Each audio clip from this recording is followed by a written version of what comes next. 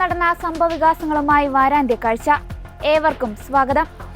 എറണാകുളത്തെ രാഷ്ട്രീയ സമവാക്യങ്ങൾ മാറ്റിമറിച്ചുകൊണ്ട് സാബു ജേക്കബിന്റെ 2020 പാർട്ടി BJP നയിക്കുന്ന NDA സഖ്യത്തിൽ ഔദ്യോഗികമായി ചേർന്നതും കേരളത്തിനായി വൻകിട പദ്ധതികളൊന്നും പ്രഖ്യാപിക്കാതെ വ്യക്തമായ തെരഞ്ഞെടുപ്പ് രാഷ്ട്രീയം പറഞ്ഞ് പ്രധാനമന്ത്രി നരേന്ദ്രമോദിയുടെ കേരള സന്ദർശനവും ഇന്ത്യൻ വംശജയായ പ്രശസ്ത ബഹിരാകാശ സഞ്ചാരി സുനിത വില്യംസ് നാസയിൽ നിന്ന് വിരമിച്ചതുമാണ് ഈ ആഴ്ചയിലെ സംഭവവികാസങ്ങൾ. ആകാശമുട്ടെ വളർന്ന കിറ്റക്സ് ഗ്രൂപ്പിന്റെ രാഷ്ട്രീയ വിമാനം ഇനി NDAയുടെ റൺവേയിൽ. LDF-നും UDF-നും ഒരുപോലെ വെല്ലുവിളിയായി എറണാകുളത്ത് വേരുറപ്പിച്ച 2020 പാർട്ടി BJP-യുമായി ചേർന്ന് പുതിയ പോരാട്ടത്തിന് തുടക്കമിട്ടിരിക്കുന്നു. ഇത് വെറുമൊരു മുന്നണി മാറ്റമല്ല, മറിച്ച് വരാനിരിക്കുന്ന നിയമസഭാ തെരഞ്ഞെടുപ്പിലെ വോട്ട് ബാങ്കുകളെ പിടിച്ചുകുലുക്കാൻ പോകുന്ന നിർണായക നീക്കമാണ്. BJP-യുടെ കരുത്തും സാബു ജേക്കബിന്റെ തന്ത്രങ്ങളും ഒന്നിക്കുമ്പോൾ കേരളത്തിന്റെ രാഷ്ട്രീയ ഭൂപടം മാറുമോ? അതേസമയം പ്രധാനമന്ത്രി നരേന്ദ്രമോദിയുടെ വികസന കാഴ്ചപ്പാടുകളോടും BJP-യുടെ മുന്നേറ്റത്തോടും ഐക്യദാർഢ്യം പ്രകടിപ്പിച്ചുകൊണ്ടാണ് ഈ നീക്കമെന്ന് സാബു ജേക്കബ് വ്യക്തമാക്കിയിട്ടുണ്ട്. നമ്മൾ ഈ BJP ചെറുതായിട്ട് കാണാൻ പാടില്ല. 140 കോടി ജനങ്ങള് തെരഞ്ഞെടുത്തൊരു ഗവൺമെന്റ് 12 വർഷമായിട്ട് ഇവിടെ ഭരിക്കുകയാണത്. ഒരു അഴിമതി ചൂണ്ടിക്കാണിക്കാൻ പറ്റുമോ? നമ്മൾ BJP എന്ന് പറഞ്ഞ് കുറ്റം പറയുന്നു. ഒരു അഴിമതി 12 വർഷമായിട്ട് BJP പാർട്ടിയിൽ നമുക്ക് സംഭവിക്കാൻ പറ്റുമോ? എത്രമാത്രം ഇന്ത്യ വികസിച്ചു. അപ്പൊ ഞങ്ങൾ ഇന്ന് ഇന്ത്യ ഭരിക്കുന്ന ഏറ്റവും നല്ലൊരു ചോയ്സ് ഞങ്ങൾ ഏറ്റെടുത്തു. 2020യുടെ ഈ തീരുമാനത്തിന് പിന്നിൽ കൃത്യമായ രാഷ്ട്രീയ സാഹചര്യങ്ങളുണ്ട്. എറണാകുളം ജില്ലയിലെ കിഴക്കമ്പലം കേന്ദ്രീകരിച്ച് വികസന രാഷ്ട്രീയത്തിന് പുതിയ മാതൃക തീർത്ത പാർട്ടിയാണ് 2020.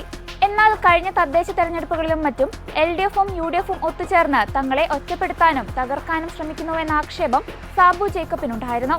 വികസന പ്രവർത്തനങ്ങൾക്ക് സർക്കാർ തടസ്സം നിൽക്കുന്നു എന്ന പരാതിയും അദ്ദേഹം പലപ്പോഴും ഉന്നയിച്ചിട്ടുണ്ട്. ഈ സാഹചര്യത്തിലാണ് കേന്ദ്രം ഭരിക്കുന്ന മുന്നണിയുടെ ഭാഗമാകുന്നതിലൂടെ തങ്ങളുടെ സുരക്ഷിതത്വവും വികസന അജണ്ടയും സംരക്ഷിക്കാൻ കഴിയുമെന്ന് അവർ വിലയിരുത്തുന്നത്. എന്നെ ആരാണോ ഈ നാട്ടിൽ നിന്ന് ചവിട്ടി ഓടിച്ചത് അത് ഇവിടെ തിരിച്ചു കൊണ്ടുവരണം. ആ വ്യവസായങ്ങൾ തൊഴിൽ നഷ്ടപ്പെടാൻ പാടില്ല. ഇവ കഴിഞ്ഞ 21 ഇടത് സർക്കാർ എന്നെ തെലങ്കാനയിലേക്ക് ചവിട്ടി ഓടിച്ചിട്ട് അവിടെ 50,000 തൊഴിലുകളാണ് എനിക്ക് സൃഷ്ടിക്കാൻ സാധിച്ചത്. ഇന്ന് NDAൻ്റെ ഭാഗമായി 2020 ജോയിൻ ചെയ്യുന്നു. നാളെ പ്രധാനമന്ത്രി നരേന്ദ്രമോദിജി പങ്കെടുക്കുന്ന പ്രോഗ്രാമിൽ 2020 സാബുജിയും ഒഫീഷ്യലായിട്ട് PM-ൻ്റെ പ്രസൻസിൽ NDAൻ്റെ ഭാഗമാവും.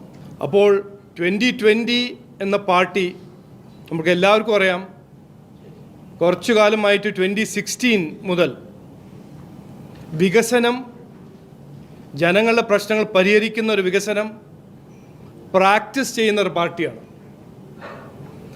അതിൻ്റെ അപ്പുറം സാബുജി ഈ നാട്ടിൽ ഒരു വളരെ ജോബ് ക്രിയേറ്റർ ആയ ഒരു ഓൺട്രപ്രണറുമാണ്.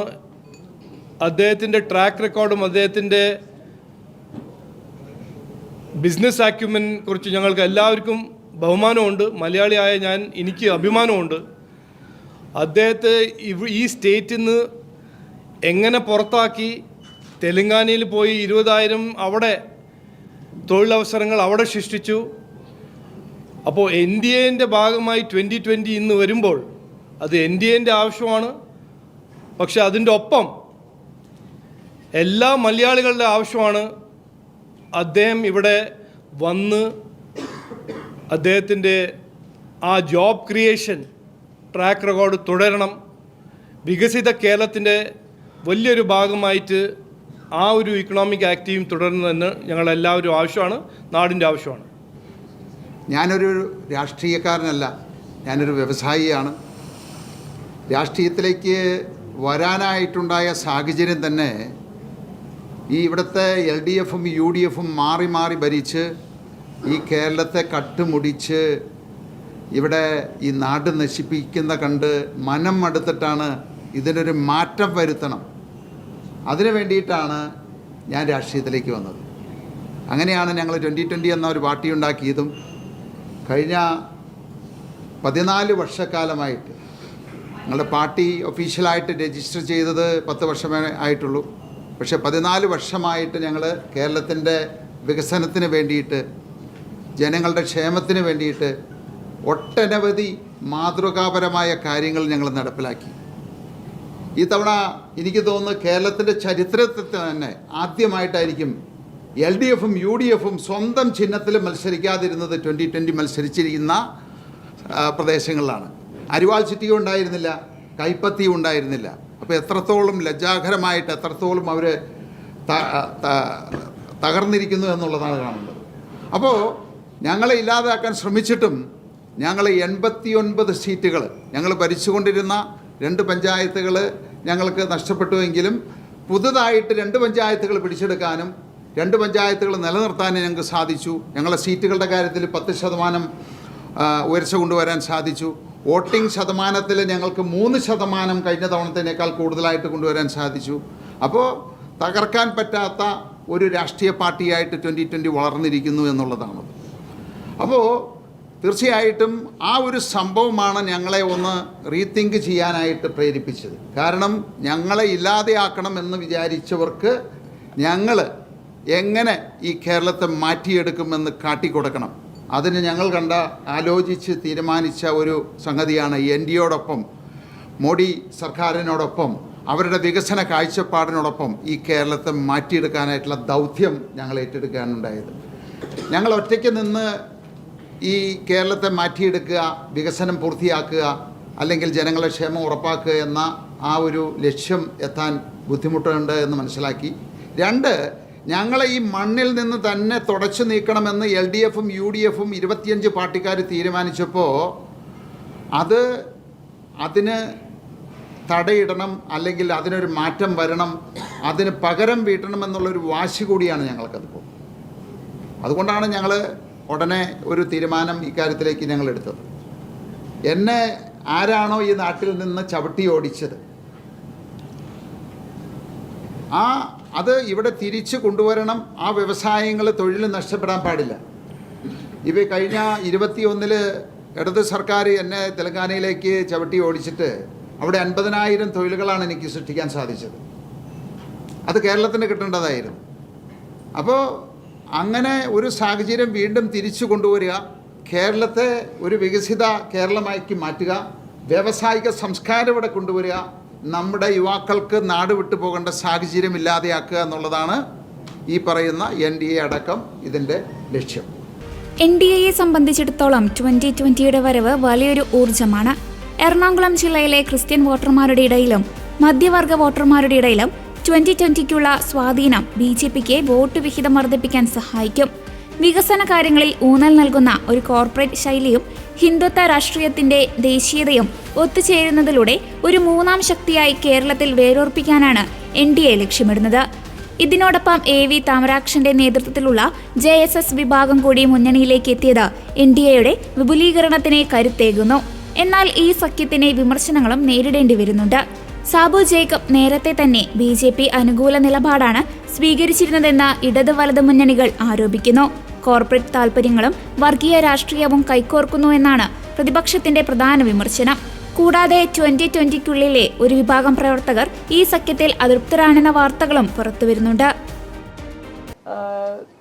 പാർട്ടിയിൽ നിന്നും രാജിവെക്കാനായിട്ട് തീരുമാനമുണ്ട്. അടുത്ത ദിവസങ്ങളിൽ തന്നെ തീർച്ചയായിട്ടും കൂട്ടരാജി തന്നെ പ്രതീക്ഷിക്കാം. കാരണം അവർക്ക് ഒരു പരസ്പരമായിട്ടുള്ളൊരു മീറ്റിങ്ങോ അല്ലെങ്കിൽ അങ്ങനെയുള്ളൊരു ചർച്ചകൾക്കോ അവർക്ക് സമയം കിട്ടിയില്ല. അങ്ങനെ കൂട്ടമായിട്ടാണ് അവർ വരാൻ വേണ്ടി ഉദ്ദേശിക്കുന്നത്. അവരും വരും ദിവസങ്ങളിൽ വരും. കാരണം നമ്മൾ ഒരിക്കലും പ്രതീക്ഷിച്ചതല്ല ഇങ്ങനൊരു ലയനം എന്ന് പറയുന്നത്. അപ്പോൾ അങ്ങനൊരു നിലപാട് പാർട്ടിയുടെ പ്രസിഡന്റ് എടുത്തപ്പോൾ അതിൽ പ്രവർത്തിക്കാനായിട്ട് താല്പര്യമില്ല, തുടർന്ന് ഇനി പ്രവർത്തിക്കുന്നില്ല എന്ന് തന്നെ ഒട്ടനവധി പേര് നമ്മളെ വിളിച്ചെന്നെല്ലാം അറിയിക്കുകയുണ്ടായി.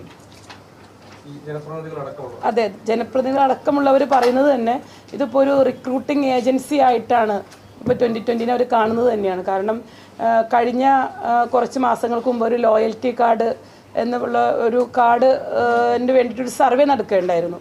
ഈ സർവേയിൽ നമ്മുടെ ജാതി മതം രേഖപ്പെടുത്താൻ വേണ്ടിയിട്ടുള്ളൊരു കോളുണ്ടായി. പക്ഷെ അതിലൊന്നും ഞങ്ങൾക്ക് അത്ര അത്രയായിട്ട് ചിന്തിച്ചില്ല. ഞങ്ങൾ ഇങ്ങനെയുള്ളൊരു കാര്യത്തിന് വേണ്ടിയിട്ടാണെന്ന് ഇപ്പോഴാണ് ഞങ്ങൾക്കത് മനസ്സിലായത്. ഇതൊരു റിക്രൂട്ടിംഗ് ഏജൻസിയുടെ ഭാഗമായിട്ട് ഫില്ല് ചെയ്യാൻ വേണ്ടി തന്ന ഒരു കോളമാണ്. ഇത്രയും ആളുകൾ ഞങ്ങളുടെ കൂടെ ഉണ്ട് എന്ന് അറിയിക്കാൻ വേണ്ടിയിട്ടാണ് ആ ഒരു കോളം ഉണ്ടാക്കിയത്. അതല്ലെങ്കിൽ പിന്നെ പാവപ്പെട്ട ജനങ്ങൾക്ക് സബ്സിഡി കൊടുക്കുന്നതിന് ജാതി മതം മെൻഷൻ ചെയ്യേണ്ട കാര്യമില്ലല്ലോ. ലോയൽറ്റി കാർഡ് കൊടുക്കുന്നത് ജനങ്ങൾക്ക് ഭക്ഷ്യസുരക്ഷയുടെ ഒപ്പം തന്നെ മറ്റുള്ള ആനുകൂല്യങ്ങൾ കിട്ടും എന്ന ആളുകളെ തെറ്റിദ്ധരിപ്പിച്ചിട്ടാണ് ഹോസ്പിറ്റലിൽ, അതുപോലെ തന്നെ ടെക്സ്റ്റൈല്, ജ്വല്ലറി, മെഡിക്കൽ ഷോപ്പ്, ഇതുപോലുള്ള പാലിന് സബ്സിഡി. കേരള ചരിത്രത്തിൽ ആദ്യമായി തിരുവനന്തപുരം കോർപ്പറേഷൻ ഭരണം പിടിച്ചെടുത്ത BJPക്ക് തങ്ങളുടെ മേയർ പ്രധാനമന്ത്രിയെ സ്വീകരിക്കുന്നത് കാണുക എന്നത് ഒരു സ്വപ്ന നിമിഷമായിരുന്നു.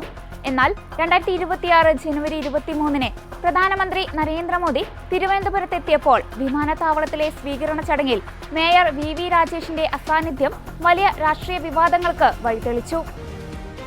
തിരുവനന്തപുരം വിമാനത്താവളത്തിൽ മുഖ്യമന്ത്രി പിണറായി വിജയനും ഗവർണറും ചേർന്ന് പ്രധാനമന്ത്രി നരേന്ദ്രമോദിയെ സ്വീകരിച്ചു. തുടർന്ന് പുത്തരിക്കണ്ടം മൈതാനിയിൽ നടന്ന ചടങ്ങിൽ വെച്ച് സംസ്ഥാനത്തിനായി ഏകദേശം 250 കോടി രൂപയുടെ വികസന പദ്ധതികൾ നാടിനെ സമർപ്പിച്ചു. റെയിൽവേ യാത്രാ സൗകര്യങ്ങൾ മെച്ചപ്പെടുത്തുന്നതിന്റെ ഭാഗമായി 3 അമൃത് ഭാരത് എക്സ്പ്രസ് ട്രെയിനുകൾ അദ്ദേഹം ഫ്ളാഗ് ഓഫ് ചെയ്തു. കൂടാതെ തൃശൂർ ഗുരുവായൂർ പാസഞ്ചർ ട്രെയിനും ഇതോടൊപ്പം സർവീസ് ആരംഭിച്ചു. തിരുവനന്തപുരത്തെ ഒരു പ്രധാന സ്റ്റാർട്ടപ്പ് ഹബ്ബാക്കി മാറ്റുക എന്ന ലക്ഷ്യത്തോടെ CSIR NIIST ഇന്നോവേഷൻ ഹബിന്റെ തറക്കല്ലിടൽ അദ്ദേഹം നിർവഹിച്ചു. ശ്രീ ചിത്ര ഇൻസ്റ്റിറ്റ്യൂട്ടിലെ പുതിയ റേഡിയോ സർജറി സെന്ററും പുതുതായി നിർമ്മിച്ച പൂജപ്പുര ഹെഡ് പോസ്റ്റ് ഓഫീസും അദ്ദേഹം നാടിനെ സമർപ്പിച്ചു. PM സ്വനിധി പദ്ധതിയിലൂടെ 1 ലക്ഷം തെരുവ് കച്ചവടക്കാർക്ക് വായ്പയും ക്രെഡിറ്റ് കാർഡും വിതരണം ചെയ്തത് നഗരത്തിലെ സാധാരണക്കാർക്ക് വലിയ കൈത്താങ്ങായി. വികസന പദ്ധതികൾക്ക് പുറമെ കേരളത്തിലെ രാഷ്ട്രീയ സാഹചര്യങ്ങളെക്കുറിച്ചുള്ള പ്രധാനമന്ത്രിയുടെ കടുത്ത വിമർശനങ്ങളും ഈ സന്ദർശനത്തെ വാർത്തകളിൽ നിറച്ചു. പുത്തരിക്കണ്ടം മൈതാനിയിൽ നടന്ന NDA പൊതുസമ്മേളനത്തിൽ സംസാരിക്കവേ ഇടതു വലതു മുന്നണികൾ മാറി മാറി ഭരിച്ച് കേരളത്തെ നശിപ്പിച്ചുവെന്ന് അദ്ദേഹം കുറ്റപ്പെടുത്തി. കേരളത്തിന്റെ യഥാർത്ഥ വികസനത്തിന് കേന്ദ്രത്തിലും സംസ്ഥാനത്തിലും ഒരേ പാർട്ടി ഭരിക്കുന്ന ഡബിൾ എഞ്ചിൻ സർക്കാർ അനിവാര്യമാണെന്ന് അദ്ദേഹം ഓർമ്മിപ്പിച്ചു. കിറ്റക്സ് ഗ്രൂപ്പിന്റെ 2020 പാർട്ടി NDA സഖ്യത്തിൽ ചേരുന്ന ഔദ്യോഗിക പ്രഖ്യാപനവും ഈ ചടങ്ങിൽ നടന്നു. NDA शोरत गढ़े आने वाले चुनाव केरला की दशा और दिशा को बदलने का चुनाव है. जब केरला के फ्यूचर की बात आती है तो आपने अब तक 2 पक्ष ही देखे हैं. एक तरफ LDF और दूसरी तरफ UDF, और इन दोनों ने बारी बारी से केरला को तबाह किया है. लेकिन एक तीसरा पक्ष भी है. वो पक्ष डेवलपमेंट का है, गुड गवर्नेंस का है, BJP NDA का है. LDF और UDF के लोगों ने केरला को करप्शन, कुशासन और अपीजमेंट की खतरनाक राजनीति में झोंक दिया है. പ്രിയപ്പെട്ടവരെ, ഞാനൊരു കാര്യം നിങ്ങളോട് പറയാൻ ആഗ്രഹിക്കുന്നു. കേരളത്തിന്റെ തലവരെയും ഭാവിയും മാറ്റാൻ പോകുന്ന തിരഞ്ഞെടുപ്പായിരിക്കും ഇത്തവണ നടക്കാൻ പോകുന്നത്. സാധാരണഗതിയിൽ കേരളത്തെ പറ്റി സംസാരിക്കുമ്പോൾ, കേരളത്തിന്റെ ഭാവിയെ പറ്റി പറയുമ്പോഴൊക്കെ നാം 2 പക്ഷത്തെ പറ്റി മാത്രമായിരുന്നു സംസാരിച്ചുകൊണ്ടിരുന്നത്. 2 പക്ഷത്തെ മാത്രമായിരുന്നു നാം ഇതുവരെ കണ്ടുകൊണ്ടിരുന്നത്. ഒരു വശത്ത് ഇടതുപക്ഷം, മറുവശത്ത് വലതുപക്ഷം. ഇവർ രണ്ടുപേരും കൂടി കേരളത്തെ മാറി മാറി ഭരിച്ച് തകർത്തെറിഞ്ഞിരിക്കുകയാണ് ചെയ്തിരിക്കുന്നത്. എന്നാൽ ഇനി മുതൽ മൂന്നാമതൊരു പക്ഷം കൂടിയുണ്ട്. ആ പക്ഷം വികസനത്തിന്റെ പക്ഷമാണ്, സദ്ഭരണത്തിന്റെ പക്ഷമാണ്, ഭാരതീയ ജനതാ പാർട്ടി നയിക്കുന്ന NDAയുടെ പക്ഷമാണ്. ഇടതു വലതു മുന്നണികൾ കേരളത്തെ അഴിമതിയിൽ, ദുർഭരണത്തിൽ, അപകടകരമായ പ്രീണന രാഷ്ട്രീയത്തിലൊക്കെ മുക്കി തകർത്ത് കളഞ്ഞിരിക്കുകയാണ്. സുഹൃത്തുക്കളെ, LDF और UDF, इन दोनों के झंडे अलग है, सिंबल अलग है, लेकिन इनकी पॉलिटिक्स, इनका एजेंडा एक ही है. झंडा अलग है, एजेंडा एक है.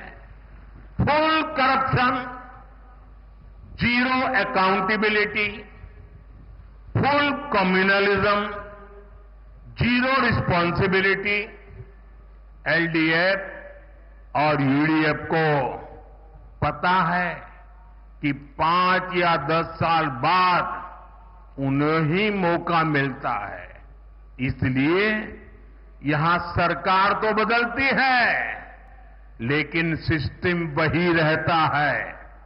अब आपको सही मायने में नई सरकार बनानी है।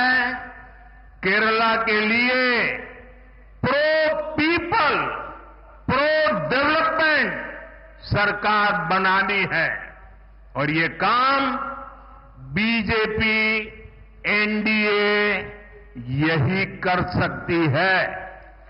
പ്രിയപ്പെട്ടവരെ, സിപിഎമ്മിന്റെയും കോൺഗ്രസിന്റെയും ഇടതുപക്ഷത്തിന്റെയും വലതുപക്ഷത്തിന്റെയും പതാകകൾ ഒരുപക്ഷെ വ്യത്യസ്തമാകാം, ചിഹ്നം രണ്ടായിരിക്കാം, എന്നാൽ ഇവരുടെ രാഷ്ട്രീയം, ഇവരുടെ അജണ്ട ഒന്നു തന്നെയാണ്.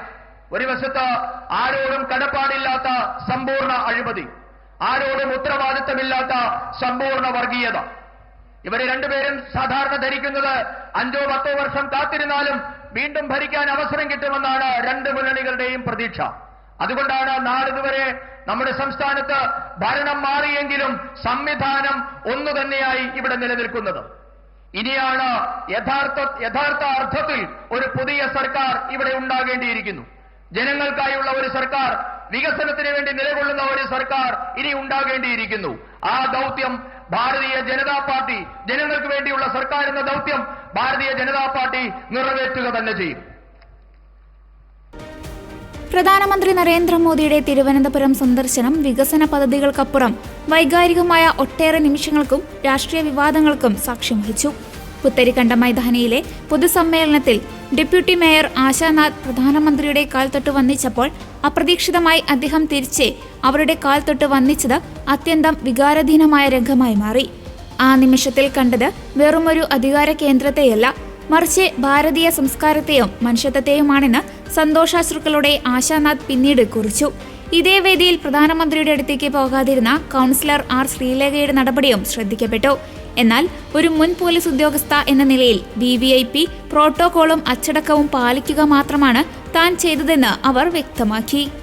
ബഹുമാനപ്പെട്ട പ്രധാനമന്ത്രി നരേന്ദ്രമോദിജി തിരുവനന്തപുരത്ത് വന്നപ്പോൾ എനിക്ക് വേദിയിൽ ഇരിപ്പിടം ലഭിച്ചത് ഭാരതീയ ജനതാ പാർട്ടിയുടെ സംസ്ഥാന ഉപാധ്യക്ഷന്മാരിൽ ഒരാളായതുകൊണ്ടാണ്. എനിക്ക് രാഷ്ട്രീയം പുതിയതാണ്. 33.5 വർഷം പരിശീലിച്ചതും ചെയ്തതും ഒക്കെ ഒരു പോലീസ് ഉദ്യോഗസ്ഥയുടെ കടമയായിരുന്നു. വളരെയധികം VVIP ഡ്യൂട്ടി ചെയ്തിട്ടുള്ള എനിക്ക് അച്ചടക്കം വളരെ പ്രധാനപ്പെട്ട കാര്യമാണ്. പ്രധാനമന്ത്രി വേദിയിലേക്ക് വരുമ്പോൾ എനിക്ക് നൽകപ്പെട്ടിട്ടുള്ള സ്ഥാനത്ത് ഇരിക്കുക, അവിടെ തന്നെ നിലയുറപ്പിക്കുക എന്നതാണ് പാർട്ടി പ്രവർത്തക എന്ന നിലയിൽ ഞാൻ ചെയ്യേണ്ടതെന്നാണ് ധരിച്ചിരുന്നത്. അങ്ങോട്ടേക്ക് ക്ഷണിച്ചാലല്ലാതെ പോകരുത് എന്നുള്ള ഒരു പരിശീലനം എനിക്ക് ലഭിച്ചിരുന്നത് കൊണ്ടായിരിക്കാം ഞാൻ എന്റെ സ്ഥാനത്ത് മാത്രം ഇരിക്കുകയാണ് ചെയ്തത്. VVIP എൻട്രൻസിലൂടെ കയറി വന്ന അദ്ദേഹം അതേ എൻട്രൻസിലൂടെ പോകുമ്പോൾ ഞാൻ പോകുന്നത് ശരിയല്ലല്ലോ എന്ന് വിചാരിച്ചാണ് ഞാൻ അവിടെ നിന്നത്. മാധ്യമ ചാനലുകളിലും വളരെയധികം മോശമായ രീതിയിൽ ഇതിനെക്കുറിച്ച് പരാമർശിച്ച് കണ്ടു. ഇതിലാരും വെറുതെ തെറ്റിദ്ധരിക്കേണ്ട, ഞാൻ നിങ്ങളുടെ സ്വന്തം ശ്രീലേഖ, എപ്പോഴും BJPക്കൊപ്പം.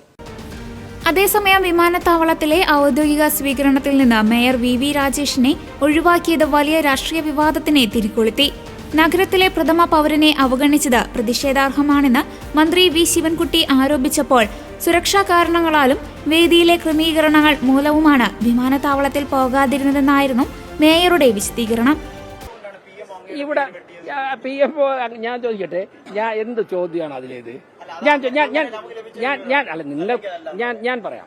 ഞാൻ ചോദിക്കട്ടെ, ഇവിടെ പ്രധാനമന്ത്രിയുമായിട്ട് 2 സ്റ്റേജ് ഷെയർ ചെയ്യേണ്ട, ഇവിടെ സ്വീകരിക്കാൻ വേണ്ടി PMOയിൽ നിന്നും ലിസ്റ്റിൽ പുത്തരിക്കണ്ട മൈതാനത്തിൽ ലൈനപ്പിലുള്ള ഞാൻ എയർപോർട്ടിൽ പോയി ഇവിടെ എത്താൻ സാധിക്കില്ല. മാത്രവുമല്ല, തിരുവനന്തപുരം രാജീവ് ചന്ദ്രശേഖരി പോയില്ല, ഞങ്ങൾ രണ്ടുപേരും പോയില്ല. തിരുവനന്തപുരത്തിനും അതുപോലെ തന്നെ രാഷ്ട്രീയമായി BJPക്കും ഗുണം മേയർ ഈ 2 പരിപാടികളിലും പൂർണ്ണമായിട്ട് പങ്കെടുക്കുന്നതാണ് ഞങ്ങൾക്ക് തോന്നി. നിങ്ങൾക്ക് തന്നെ ഞാൻ പറയട്ടെ, നിങ്ങൾക്ക് തന്നെ നരേന്ദ്രമോദി ഇവിടെ വന്നിട്ട് നടത്തിയ ആ ഇടപെടലുകളിലും ആ പ്രസംഗത്തിലും മേയർ തിരുവനന്തപുരത്ത് ഈ 2 സ്റ്റേജിൽ ഉണ്ടായിരുന്നാണ് ഗുണമെന്ന് ആദ്യം തന്നെ തോന്നിയില്ലേ?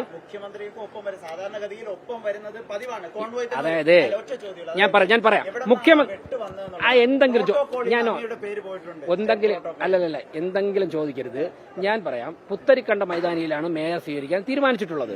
ആ ഞങ്ങൾ ചർച്ച ചെയ്തെടുത്ത തീരുമാനത്തിന്റെ അടിസ്ഥാനത്തിൽ ഞാൻ ഇവിടെ വന്നു. അപ്പോൾ 2 പരിപാടിയിലും പൂർണ്ണമായിട്ട് പങ്കെടുക്കാൻ സാധിക്കും. നിങ്ങൾ അങ്ങനെയുള്ള ചോദ്യങ്ങളിൽ വ്യാഖ്യാനങ്ങളിൽ പോകരുതേ.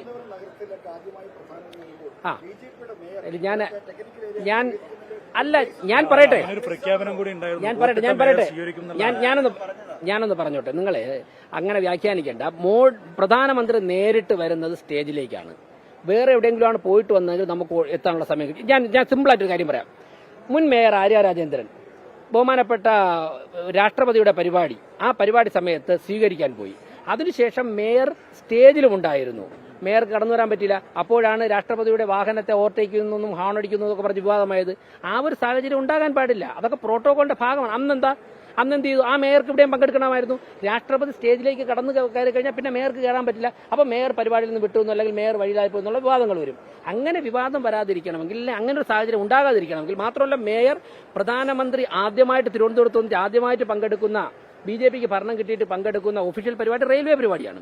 അപ്പോൾ അതിൽ നിന്ന് മേയർ വിട്ടുകൊണ്ട ഒരു സാഹചര്യം വന്നാൽ, BJPയുടെ രാഷ്ട്രീയ പരിപാടിയിൽ നിന്ന് മേയർ വിട്ടുവെക്കേണ്ട സാഹചര്യം വന്നു കഴിഞ്ഞാൽ ഉണ്ടാകാൻ പോകുന്ന സാഹചര്യം മറ്റൊന്നാണ്. അത് ഒഴിവാക്കാൻ വേണ്ടി ഇതാണ് മാർഗം ഞങ്ങൾ തീരുമാനിച്ചു. ഞാൻ തന്നെ നേരിട്ട് കാര്യങ്ങൾ പറയുമ്പോൾ ഇനി ആ ക്വസ്റ്റ്യൻ സ്റ്റോപ്പ് ചെയ്യും. നക്ഷത്രങ്ങൾക്കിടയിൽ 608 ദിനരാത്രങ്ങൾ, 9 തവണ ശൂന്യാകാശത്തിന്റെ ശൂന്യതയിലൂടെയുള്ള നടത്തം. ഇന്ത്യൻ വംശജിയായ ബഹിരാകാശ ഇതിഹാസം സുനിത വില്യംസ് നാസയുടെ പടിയിറങ്ങുമ്പോൾ അതൊരു കരിയറിന്റെ അവസാനമല്ല, മറിച്ച് തലമുറകളെ സ്വപ്നം കാണാൻ പഠിപ്പിച്ച ഒരു യുഗത്തിന്റെ പൂർത്തീകരണമാണ്. 27 വർഷം നീണ്ടുനിന്ന ഐതിഹാസികമായ ഔദ്യോഗിക ജീവിതത്തിനൊടുവിലാണ് അവർ പടിയിറങ്ങുന്നത്. ലോകമെമ്പാടുമുള്ള ദശലക്ഷക്കണക്കിന് ആളുകൾക്ക്, പ്രത്യേകിച്ച് സ്ത്രീകൾക്ക് വലിയൊരു പ്രചോദനമാണ് സുനിതയുടെ ജീവിതവും നേട്ടങ്ങളും. 1998 നാസയുടെ ബഹിരാകാശ സഞ്ചാരികളുടെ സംഘത്തിൽ ചേർന്നതോടെയാണ് സുനിതയുടെ യാത്ര ആരംഭിക്കുന്നത്. അതിനു മുൻപ് അമേരിക്കൻ നാവികസേനയിൽ ഹെലികോപ്റ്റർ പൈലറ്റായും ഡൈവിംഗ് ഓഫീസറായും അവർ സേവനമനുഷ്ഠിച്ചിട്ടുണ്ട്. തന്റെ കരിയറിൽ ആകെ 3 തവണ അവർ ബഹിരാകാശത്തേക്ക് യാത്ര തിരിച്ചു. ആകെ 608 ദിവസങ്ങളാണ് അവർ ബഹിരാകാശത്ത് ചിലവഴിച്ചത്. ബഹിരാകാശത്ത് ഏറ്റവും കൂടുതൽ സമയം ചിലവഴിച്ച 2ാമത്തെ വനിത എന്ന ഖ്യാതിയും ഇതോടെ അവർക്ക് സ്വന്തമായി. തന്റെ കരിയറിൽ ഉടനീളം നിരവധി റെക്കോർഡുകൾ സുനിത സ്വന്തമാക്കിയിട്ടുണ്ട്. 9 തവണയായി 62 മണിക്കൂറും 6 മിനിറ്റും അവർ ബഹിരാകാശ നടത്തം പൂർത്തിയാക്കി. ഇത് ഒരു വനിതാ ബഹിരാകാശ സഞ്ചാരിയെ സംബന്ധിച്ചിടത്തോളം വലിയൊരു നേട്ടമാണ്. കൂടാതെ അന്താരാഷ്ട്ര ബഹിരാകാശ നിലയത്തിൽ വെച്ച് മാരത്തോൺ പൂർത്തിയാക്കിയ ആദ്യ വ്യക്തി എന്ന കൗതുകകരമായ റെക്കോർഡും സുനിതയുടെ പേരിലുണ്ട്. സുനിതയുടെ അവസാന ദൗത്യം ഏറെ നാടകീയത നിറഞ്ഞതായിരുന്നു. ബോയിങ് സ്റ്റാർലൈനർ പേടകത്തിന്റെ ആദ്യ പരീക്ഷണ പറക്കലിന്റെ ഭാഗമായാണ് അവർ ബഹിരാകാശത്തേക്ക് പോയത്. വെറും 8 ദിവസത്തേക്ക് പ്ലാൻ ചെയ്തിരുന്ന ദൗത്യം സാങ്കേതിക തകരാറുകൾ മൂലം 8 മാസത്തോളം നീണ്ടുപോയി. പ്രതിസന്ധികളെ തികഞ്ഞ ആത്മവിശ്വാസത്തോടെ നേരിട്ട അവർ ഒടുവിൽ 2025 മാർച്ചിൽ സ്പേസ് എക്സ് ക്രൂ ഡ്രാഗൺ പേടകത്തിലാണ് ഭൂമിയിൽ സുരക്ഷിതമായി തിരിച്ചെത്തിയത്. മനുഷ്യ ബഹിരാകാശ യാത്രയുടെ മേഖലയിൽ സുനിത വില്യംസ് നൽകിയ സംഭാവനകൾ വിലമതിക്കാനാവാത്തതാണെന്ന് നാസ ആദരപൂർവ്വം സ്മരിക്കുന്നു. ഇതോടെ വാരാന്ത്യ കാഴ്ച പൂർണ്ണമാകുന്നു. അടുത്ത ആഴ്ച വീണ്ടും കാണാം. നന്ദി.